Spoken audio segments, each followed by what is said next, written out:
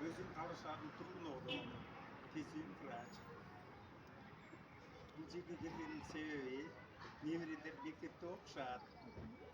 Келін да мектепте іштейді. Балдар чыгып калган, бирок 10-15 немеремдин 12-си мектепке барат. Ошондуктан аябай таасирдүү нерсе болду.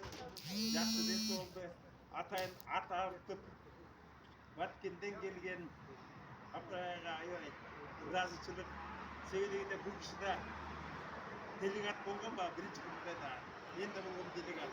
Ал жерде бир таанышканбыз.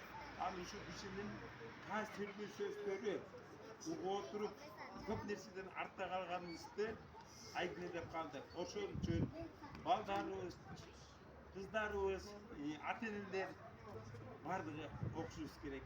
Бардыгыбыз сол жана кармабай, эртеңки келечекти ойлошубуз керек. Бардыгыбыз акылга келип, улукту окуп, маназатаны окуп, эртеңки жанагы чоң 95 жылдык Айтматтын майрамы болуп атпайбы? Аны да, анын чыгармаларын билишибиз керек. Туура айтты, кыздын себине 40 деп белгиледи. Эң кубанычтуу. Каяктагы жанагы түшкөндүрүү дебей, ошонун ордуна ошо 40 китеп келет. Ошону берсе, эл журтум ошону угуп койсо, анан ушунчалык таасирдүү нерсе болду. Бардыгыбыз кубанычтабыз.